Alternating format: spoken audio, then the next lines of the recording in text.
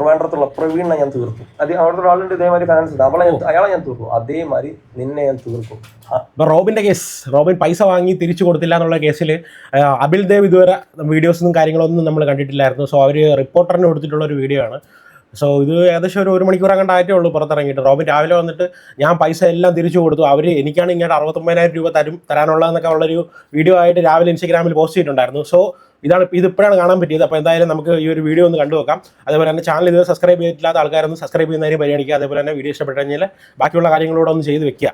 Okay, ഇതേപോലത്തെ ഇഷ്യൂസൊക്കെയാണ് നമ്മൾ കൂടുതലും ഡിസ്കസ് ചെയ്യുന്നത്. അപ്പം എപ്പോൾ വേണോ ഇതൊക്കെ എന്ത് വേണോ സംഭവിക്കുക. അപ്പോൾ അതുകൊണ്ട് തന്നെ ഒന്ന് ഹൈപ്പ് ചെയ്ത് വിടുന്ന കാര്യം കൂടെ ഒന്ന് പരിഗണിക്കുക. നമുക്ക് ബാക്കി ഒന്ന് കണ്ടു നോക്കാം. ഹണി ട്രാപ്പിൽ ഞാൻ പെടുത്തും എന്നുള്ള രീതിയിലുള്ള ഇവന്റെ വോയിസ് ഞാൻ സത്യമാണ്, ഞാൻ ഒന്ന് പേടിച്ചു.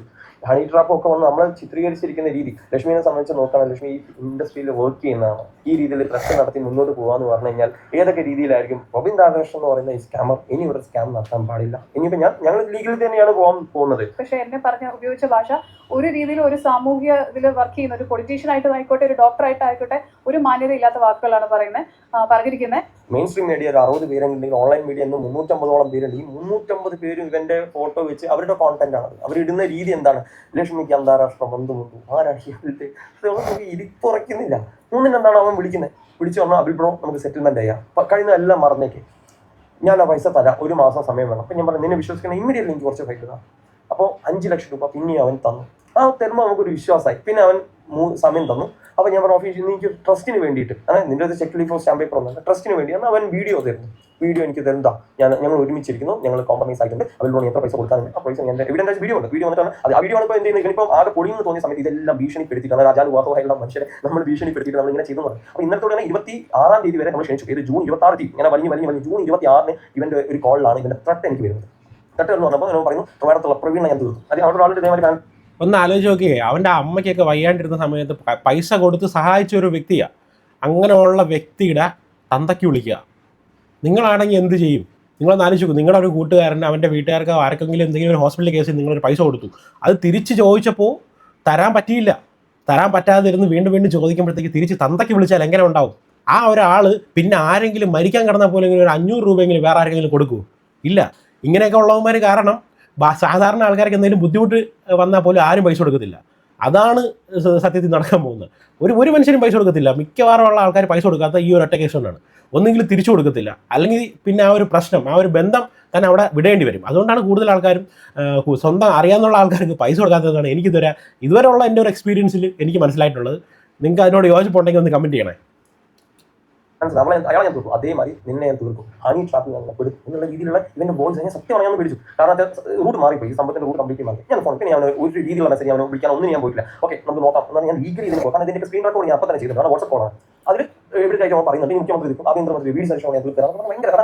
ഇന്ന് വരെ ഒരു പോയിട്ട് ഭീഷണി എനിക്ക് തോന്നില്ല അവന് ഒരു രാഷ്ട്രീയം എന്താണെന്ന് പോലും അറിയില്ല. കാരണം അതിന്റെ വോയിസ് ഉണ്ട്. പാർട്ടിയിലേക്ക് വരുന്നത് ഒഫീഷ്യലി ഞാൻ പാർട്ടിയിലേക്ക് വരുന്നത് എന്റെ സാമ്പത്തികത്തിന് വേണ്ടിയിട്ടാണ്. ജനങ്ങൾക്ക് ഞാനും പൈസ ഉണ്ടാക്കും, ഞാൻ ബിസിനസ്സുകാരാന്ന് പറയുന്ന വോയിസ് വരെ ഞാൻ പുറത്തുവിട്ടുണ്ട്. മനസ്സിലായി? അപ്പോൾ ഇതിൽ എന്താ അതിപ്പോൾ നമ്മുടെ സമൂഹത്തിലുള്ള ഒരുവിധമുള്ള രാഷ്ട്രീയക്കാരെല്ലാവരും അവരവരുടെ സ്വന്തം നേട്ടത്തിനും കൂടെ തന്നെയാണ് രാഷ്ട്രീയത്തിലുള്ളത് എന്നാണ് എനിക്ക് തോന്നിയിട്ടുള്ളത്. അല്ലാത്ത വിരളമായിട്ടുള്ള കുറച്ച് ആൾക്കാരുണ്ട്, എല്ലാവരും അടച്ചാക്ഷേപിക്കുന്നില്ല.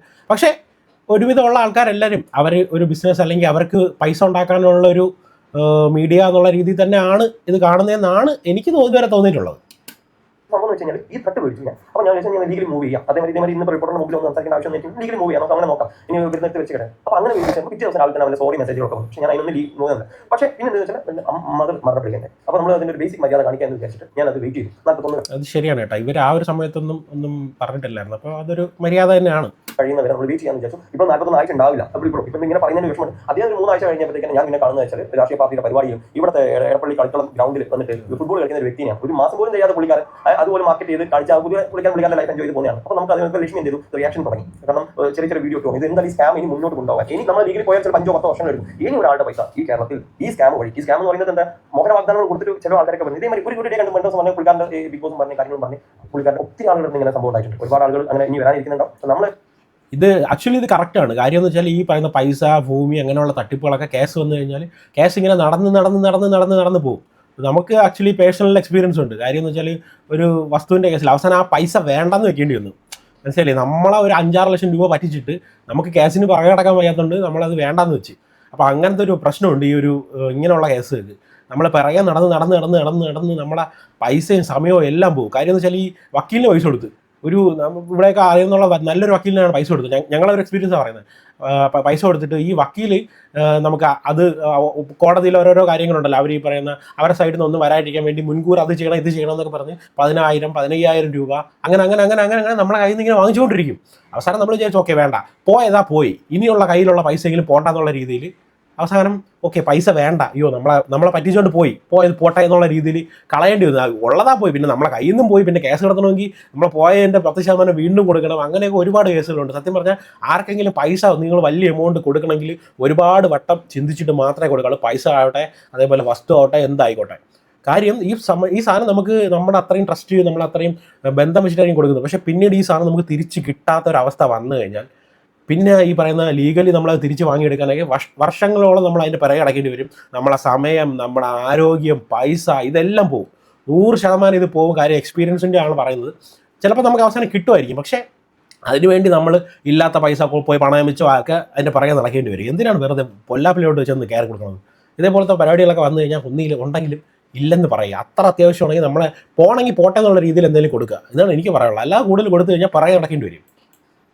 എന്റെ തന്നെ സംബന്ധിച്ച് ലീഗലി കൊടുത്തിരിക്കുകയാണ്. അതിൽ ഫുൾ ഈ പുള്ളിക്കാരൻ എന്റെ വീഡിയോയിൽ പറയുന്ന മാരകമായിട്ടുള്ള ത്രട്ടും കാര്യങ്ങളും ഹണി ട്രാപ്പൊക്കെ വന്ന് നമ്മളെ ചിത്രീകരിച്ചിരിക്കുന്ന രീതി ഇപ്പോൾ എന്നെ സംബന്ധിച്ച് എനിക്ക് ബുദ്ധിമുട്ടുള്ള കാര്യം. എന്റെ ബിസിനസ് അങ്ങനെ പോകുന്നു. ലക്ഷ്മിയെ സംബന്ധിച്ച് നോക്കാൻ ലക്ഷ്മി ഇൻഡസ്ട്രിയിൽ വർക്ക് ചെയ്യുന്നതാണ്. അപ്പോൾ നാളെ ഒരു ബ്രാൻഡിൽ എത്തിക്കഴിഞ്ഞാൽ ഒരു വ്യക്തി ഈ രീതിയിൽ തട്ട് നടത്തി മുന്നോട്ട് പോകാന്ന് പറഞ്ഞു കഴിഞ്ഞാൽ ഏതൊക്കെ രീതിയിലായിരിക്കും? ഇപ്പോൾ ഒരാൾ കാണുമ്പോൾ തട്ട് നടന്ന വ്യക്തി ആ കുട്ടിയുടെ ലൈഫിനെ ബാധിക്കുന്നതായിരിക്കും, അല്ലെങ്കിൽ കുട്ടിയുടെ ഭാവിനെ ബാധിക്കുന്നതായിരിക്കും. അപ്പം റോബിൻ രാധാകൃഷ്ണൻ എന്ന് പറയുന്ന സ്കാമർ ഇനി ഒരു സ്കാം നടത്താൻ പാടില്ല. ഇനി ഞങ്ങൾ ലീഗൽ തന്നെയാണ് പോകുന്നത്.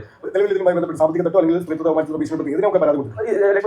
എന്നെ മോശമായിട്ട് പറഞ്ഞതിന് ശേഷം ഞാൻ തന്നെ പരാതി കൊടുത്തിട്ടുണ്ടായിരുന്നു. അത് ഇതുവരെയും ആളിന് അപ്പിയർ ചെയ്തിട്ടൊന്നുമില്ല. ഡേറ്റ് മദർ മരിച്ചത് അല്ലെങ്കിൽ ഇലക്ഷന്റെ കാര്യങ്ങളൊക്കെ പറഞ്ഞ് ആളിനെ നീക്കൊണ്ട് പോയത്. പക്ഷേ എന്നെ പറഞ്ഞ ഉപയോഗിച്ച ഭാഷ ഒരു രീതിയിൽ ഒരു സാമൂഹ്യ ഇതിൽ വർക്ക് ചെയ്യുന്ന ഒരു പൊളിറ്റീഷ്യൻ ആയിട്ട് ആയിക്കോട്ടെ, ഒരു ഡോക്ടർ ആയിട്ടായിക്കോട്ടെ, ഒരു മാന്യത ഇല്ലാത്ത വാക്കുകളാണ് പറഞ്ഞിരിക്കുന്നത്. മാന്യത സത്യം പറഞ്ഞ ഒരു ഡോക്ടർ ഇതേപോലെ സംസാരിക്കുന്നത് ഞാൻ ഡോക്ടർ റോബിനെ മാത്രമേ കണ്ടിട്ടുള്ളൂ. നമ്മൾ ഒരുപാട് ഡോക്ടർമാരെ കണ്ടിട്ടുണ്ട്. ഓക്കെ, അവരുടെ പേഴ്സണൽ സ്പേസിൽ എങ്ങനെയാണെന്ന് അറിയത്തില്ല. പക്ഷേ പബ്ലിക്കലി ഒരു ഡോക്ടർ ഇങ്ങനെയൊക്കെ ഒന്ന് സംസാരിക്കുക, ഡോക്ടർ ഇങ്ങനെയൊക്കെ ഒന്ന് പെരുമാറുക, സമൂഹത്തിൽ ഇങ്ങനെയൊക്കെ ഒരു ഡോക്ടർ കാണുന്നത് ഞാൻ എൻ്റെ ജീവിതത്തിൽ ഒരു 10-30 വർഷം ഞാൻ ജീവിച്ചാൽ ഈ ഒരു ഡോക്ടർ റോബിൻ രാധാകൃഷ്ണൻ അല്ലാതെ വേറെ ആരെയും കണ്ടിട്ടില്ല. പുള്ളിയുടെ പ്രവൃത്തിയായിരുന്നാലും പുള്ളി വന്നിട്ട് പറയുന്നതാണെങ്കിൽ പച്ച BMW വന്ന് ഇറങ്ങുമെന്ന് മുഖ്യമന്ത്രി ആയാലും ഇയാൾ ആരാ മുഖ്യമന്ത്രി ആവുമെന്നൊക്കെ ആരാ ഈ പറഞ്ഞ് ബലിപ്പിച്ചു കൊടുക്കുന്നതെന്ന്? ഇതൊക്കെ ആരാ ഇതൊക്കെ പറഞ്ഞു ഈ കൂടെ നിൽക്കുന്നവരാണോ ഇതേപോലെ ഓരോന്നിങ്ങനെ ചെവിയിൽ ഓതി കൊടുക്കുന്നതെന്ന് അറിയില്ല. എന്തൊക്കെയാണോ വന്നിട്ട് പറയുന്നതെന്ന് അറിയത്തില്ല, പ്രവർത്തിക്കുന്നതെന്ന് അറിയത്തില്ല. പൈസ കൊടുത്ത ഒരാളുടെ വന്നിട്ട് നമുക്ക് ആക്ച്വലി നമുക്ക് പൈസ വാങ്ങി തിരിച്ചു കൊടുത്തെന്ന് വെച്ചോ, എന്ത് വന്നാലും നമ്മളൊരു സന്ദർഭത്തിൽ സഹായിച്ച ഒരാളല്ലേ. നിങ്ങളിങ്ങനെ അവരുടെ വീട്ടിലുള്ള ആൾക്കാരെയൊക്കെയാണ് വിളിക്കുന്നത്. ഒരു മര്യാദ ഇല്ലാത്ത ഒരു ഇതായിപ്പോയി. ഡോക്ടർ അതിലൊന്നും സത്യം പറഞ്ഞാൽ വിളിക്കാൻ അർഹത ഉണ്ടോ ഇല്ലയോ എന്നുള്ള കാര്യം നിങ്ങളൊന്ന് പറയാം. പുള്ളിനെ ഡോക്ടറിന് വിളിക്കാൻ അർഹത ഉണ്ടോ? ആ വാക്ക് അതുകൊണ്ട് അതിന് വേണ്ടിയിട്ടുള്ള കാര്യങ്ങൾ ലീഗലിയുള്ള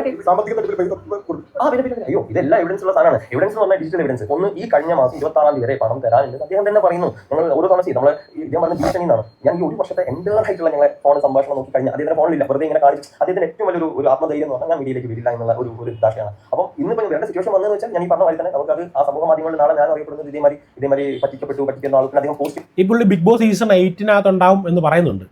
കാണാൻ പറ്റട്ടെ. ചിലപ്പോൾ അതുകൊണ്ടൊക്കെ ആയിരിക്കും പുള്ളി ഇതേപോലെ വന്നിട്ട് എക്സ്പോസ്ഡ് ആയിട്ടൊന്നും പറയാത്തത്.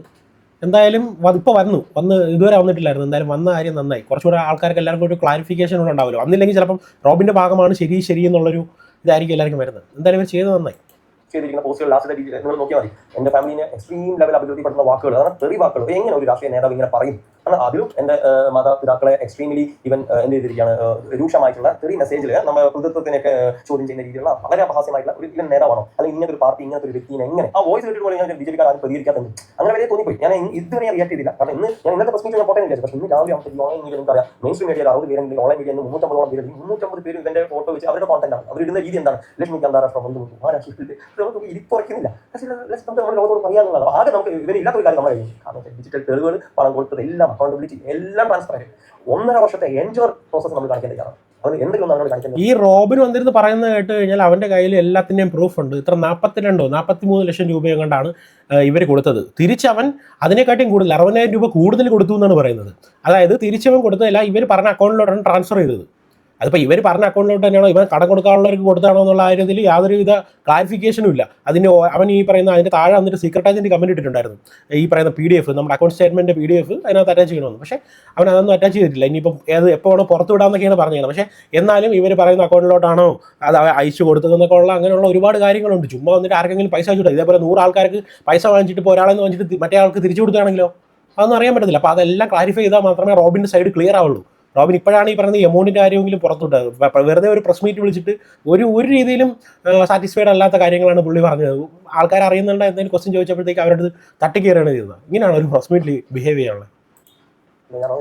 കാരണം ഈ ഡിസംബർ മാസത്തിന് ശേഷം അവൻ എവിടെ എനിക്ക് ഫണ്ട് തന്നു. എന്റെ ഇവൻ അവൻ ഇങ്ങനെ ഒരു തവണ അവന്റെ ബുദ്ധിക്ക് വെച്ച് അവൻ വീഡിയോ എടുക്കുന്നത് ഞാൻ ഭീഷണിപ്പെടുത്തി. പിന്നെ ഇനി വേറൊരു കാര്യം കൂടി ഇതെക്കുറിച്ച് പറയുന്നത് ആൾക്കാർക്ക് ഇവനെന്താ വട്ടാവും. മദറിന്റെ ഇത്രയും ബുദ്ധിമുട്ടുകൾ ഉണ്ടായ സമയത്ത് 5 ലക്ഷം വീണ്ടും എന്റെ ട്രസ്റ്റ് അവൻ ബിൽഡ് ചെയ്യും. കാരണം ഫ്രണ്ട്ഷിപ്പ് എന്ന് പറയുന്ന ഒരു ഇതുണ്ട്. ബ്രദർ അവൻ തന്നെ പറയുന്നത് ബ്രദർ ഇരുന്നത് അമ്മയ്ക്ക് വയ്യാതെ ഇരുന്ന സമയത്ത് എൻ്റെ ഒരു കൺസ്പിറേഷൻ ആയിരുന്നു. എനിക്ക് ആ പേര് എനിക്ക് അറിയാവുന്നതാണ്. അപ്പോൾ ആ സമയത്ത് പോലും വീണ്ടും ഞാൻ സഹായിച്ചിട്ടുണ്ട്.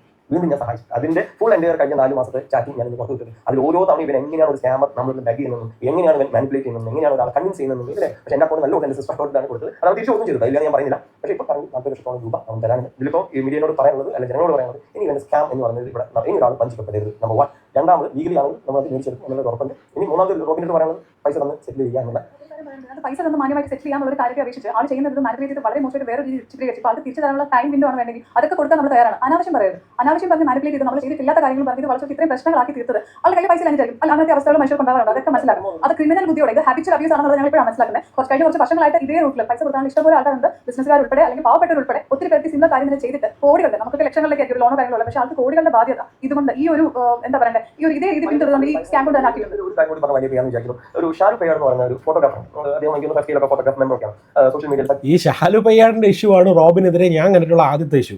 പുള്ളി ഈ പറയുന്ന സോഷ്യൽ മീഡിയയിൽ വന്നിട്ട് എന്തെന്നാലും വെട്ടിത്തുറന്ന് പറയുന്നില്ല. പുള്ളിക്കാരൻ ഈ പറയുന്ന നിങ്ങൾക്ക് അറിയായിരിക്കും, അറിഞ്ഞൂടാത്തവർക്ക് വേണ്ടി പറയുകയാണ്. പുള്ളി സിനിമയിലെ ഫോട്ടോഗ്രാഫറാണ്, അല്ലാതെ വെഡിങ് വർക്കും കാര്യങ്ങളൊക്കെ ചെയ്യുന്നുണ്ട്. അപ്പോൾ ഷാലു പയ്യാട് ആദ്യമൊക്കെ ഇവരുമായിട്ട് ചേർന്ന് നിന്നതാണ്. എന്നിട്ട് ഇവൻ പ്രിയദർശനുമായിട്ട് കണ്ട ഒരുമിച്ച് നിന്ന് ഫോട്ടോ എടുത്തിട്ട് പ്രിയദർശനുമായിട്ട് അടുത്ത സിനിമയിൽ നായകനാണെന്നൊക്കെ പറഞ്ഞിട്ടുള്ള നിറയെ കാര്യം. അതാ അങ്ങനെയൊക്കെ ഇടുമ്പോഴത്തേക്ക് ആൾക്കാരിൽ നിന്ന് പൈസ വാങ്ങാം. ഒന്ന് ആലോചിച്ച് നോക്കി. ഇപ്പോൾ ചില പണ്ട് ഞങ്ങളുടെ നാട്ടിലൊരു പുള്ളി ഉണ്ടായിരുന്നു. പുള്ളി ഈ പറയുന്ന ലോട്ടറി അടിച്ചെന്ന് പറഞ്ഞാൽ ആൾക്കാരിൽ നിന്ന് അത്രയും പൈസ വാങ്ങിച്ചിട്ട് ഈ പുള്ളി മുങ്ങി. ആൾക്കാർ വിചാരിക്കുന്നത് ഇവൻ ഇത്രയും പൈസ ലോട്ടറി അടിച്ച് അപ്പോൾ ഒരു 10-12 കൊടുത്താൽ അതിനകത്ത് കൂടുതൽ പൈസ തരും എന്നുള്ള രീതിയിൽ പൈസ കൊടുക്കും. അപ്പോൾ ഇങ്ങനെയൊക്കെയാണ് ആൾക്കാരിൽ നിന്ന് ട്രസ്റ്റ് ബിൽഡ് ചെയ്യണത്. പ്രിയദർശനുമായിട്ട് അടുത്ത പടം. അപ്പോൾ എന്തായാലും ആ പടത്തിന് നല്ല പൈസ കിട്ടുമായിരിക്കും. പ്രിയദർശനൊക്കെ അറിയാത്ത ആൾക്കാർ മലയാളികളായിട്ട് കാണൂല. മലയാളികളല്ല, ഇന്ത്യയിൽ തന്നെ ഉള്ള ഒരു ബെസ്റ്റ് ഡയറക്ടറിൽ ഒരാളാണ് പ്രിയദർശൻ എന്നൊക്കെ പറഞ്ഞു കഴിഞ്ഞാൽ. മലയാളികളാണെങ്കിൽ ഓക്കെ എല്ലാവരും കണ്ണുടച്ച് പൈസയും കൊടുക്കും. അപ്പോൾ ഇതൊക്കെയാണ് ഇവൻ്റെ ഒരു മെയിൻ ആയിട്ടുള്ളൊരു സ്ട്രാറ്റജി എന്നാണ് എനിക്ക് തോന്നുന്നത് ഇപ്പോൾ ഇതൊക്കെ കേൾക്കുമ്പോൾ. സജീവമായിട്ട് വെക്കാം. ഈ ഇവർ നമ്മൾ ഇതേ മാറ്റുന്ന സാമ്പത്തിക ഇടപാടും അല്ലെങ്കിൽ പേഴ്സണൽ ഫൈറ്റും ബിഗ് ബോസ് കഴിഞ്ഞ ശേഷം കുറച്ച് 2 വർഷം മുമ്പ് വരെ വളരെ സജീവമായിട്ടും ഷാലു പയ്യാട് എല്ലാ ഓൺലൈൻ മാധ്യമങ്ങളിൽ വരുന്നു. റോബിൻ ഓരോ സ്കാമുകൾ പറയുന്നു, എല്ലാം പറഞ്ഞു. ഒരു സുപ്രഭാതത്തിൽ ഷാലു പയ്യാട് അത്രയും ഇന്നലെ വരെ അങ്ങോട്ടും ഇങ്ങോട്ട് ഫൈറ്റ് കൂടിയാണ്. ഒരു ദിവസം രാവിലെ വന്നിട്ട് റോബിൻ എന്നോട് ക്ഷമിക്കണം, ഞാൻ എല്ലാം ചെയ്ത് തെറ്റാണ്, ഞാൻ എൻ്റെ പബ്ലിസിറ്റിക്ക് വേണ്ടി പറയാൻ നിന്റെ ഫാമിലിയോടും ചെയ്ത മാപ്പാണ്. ഒരു സുപ്രഭാതത്തിൽ അത് പറഞ്ഞ് ആ വ്യക്തി വാനിഷ് ആയി പോവാണ്. പക്ഷേ ഷാലുവിനെ ഞാൻ വിളിച്ച് എനിക്ക് പറ്റിയ അബദ്ധം പറ്റി അന്വേഷിച്ച് നോക്കാൻ സമയത്ത് ക്ലീൻ ആയിട്ട് ഇവിടെ ഒരു സ്കാം അവനെ അവിടെ നടത്തിക്കുന്നത്. Honey trap. അത് ഷാലുവിന് പറ്റിയ ഷാലു പറഞ്ഞാൽ അതിലെ ഞാൻ കമ്മീഷൻ എടുത്ത് എന്നെ എത്തിച്ച് കഴിഞ്ഞിട്ട് എന്നെ ഒരു ഹണി ട്രാപ്പിൽ ഒരു കംപ്ലയിൻറ്റ്. എനിക്ക് ആ വ്യക്തിനെ ഞാൻ അവിടെ പറയുന്നില്ല. ആ വ്യക്തിനെ കൊണ്ട് കംപ്ലയിൻറ്റ് ഞാൻ പേടിച്ച് പോയി. എനിക്ക് 2 കുട്ടികളുള്ളതാണ്. ഞാൻ അതുകൊണ്ട് അവൻ പറയുന്നത് കേൾക്കാൻ പറ്റും. കാരണം ഞാൻ അന്ന് ആ രാത്രി അവിടെ ഉണ്ടായിപ്പോയി. നാളെ കംപ്ലയിൻറ്റ് വന്നാൽ ഞാൻ പെട്ടുപോകുന്നു വിചാരിച്ചാൽ ഒന്നും എന്നുള്ള രീതി അദ്ദേഹം പറയണ്ടേ. അത് ആർക്കും പൈസ കൊടുക്കാനുണ്ട്. അപ്പോൾ ഇതിൽ വലിയൊരു കാര്യം എന്ന് വെച്ച് കഴിഞ്ഞാൽ ഇത് ഇവൻ എന്നോട് പറയുന്നതിലും ഉണ്ട്. അന്ന് എൻ്റെ അച്ഛൻ പറഞ്ഞിട്ടാണ് ഞാൻ അത് ചെയ്തതെന്ന് പറയുന്ന ഒരു വോയിസിൽ എൻ്റെ ഉണ്ട്. അതിനോട് അന്ന് ബ്രോ അതെല്ലാം എൻ്റെ അച്ഛൻ കാരണമാണ്, അച്ഛൻ്റെ ആ രാഷ്ട്രീയത്തിൽ ഉണ്ടായി പോയതാണ് എന്ന് പറയുന്ന ഒരു സംഭവമുണ്ട്. പിന്നെ അതിൽ പറഞ്ഞ വ്യക്തി എന്നോട് പറഞ്ഞാൽ അങ്ങനെയൊന്നും ഇല്ല, ആ കാര്യം അങ്ങനെയൊന്നും ഞാൻ മുന്നിൽ പറഞ്ഞു. അപ്പോൾ പിന്നെ ഷാലുവൊക്കെ കണക്ട്. അപ്പോൾ അതൊരു ഈ സ്കാമർ തിരിച്ചറിയാനുള്ളതാണ്. ഞാൻ അതോ അഖിൽമാരാണ് ഇന്ന് ഇൻഡസ്ട്രിയിലുള്ള വീട്ടിലെ ബ്ലോഗേഴ്സിനെ ഇനി ചോദിക്കാൻ പറ്റും. പണം ആവശ്യമുണ്ടെങ്കിൽ പണം ചോദിക്കുന്നതല്ല, ഇത് ചോദിച്ചിട്ട് ഒരു സ്കാം ആയിട്ട് പുള്ളിക്കാരൻ ചിത്രീകരിക്കുന്നുണ്ടെന്നുള്ള. ഇനിയിപ്പോൾ അങ്ങനത്തെ ഒരു സിറ്റുവേഷൻ ഇനി ഒരാളുടെ പണം നഷ്ടപ്പെടരുത്, ഒരിക്കലും പറ്റരുത്. ഇങ്ങനത്തെ ഒരു രീതി പോകുന്നത് കാരണം ഇത് ഭയങ്കര നല്ലൊരു കോണ്ടമീറ്ററാണ്, നല്ലൊരു ഡോക്ടറാണ്, എല്ലാം ഇദ്ദേഹം നേരായ മാർഗത്തിൽ വരിക എന്നുള്ളത്. ഇനി ഒരു ആളെ പറ്റിക്കുന്ന രീതി അതുകൊണ്ട് ഞാൻ തീർച്ചയായിട്ടും ഇന്നത്തെ ഒരു സിറ്റുവേഷനിൽ ഇവിടെ വന്ന് മീഡിയയിലേക്ക് ഇനി നമ്മുടെ നിരപരാധിത്വം ക്ലിയർ ചെയ്യാനുള്ള ഉദ്ദേശിക്കുന്നത്. സോ അവർക്ക് പറയാനുള്ളത് അവർ പറഞ്ഞിട്ടുണ്ടായിരുന്നു. പക്ഷേ അവരും ഇതേപോലെ അവർ പൈസ കൊടുത്തതിൻ്റെ പ്രൂഫ് എല്ലാം അവരുടെ കയ്യിലുണ്ടെന്ന് പറഞ്ഞു. പക്ഷേ പ്രൂഫൊന്നും കാണിച്ചില്ല.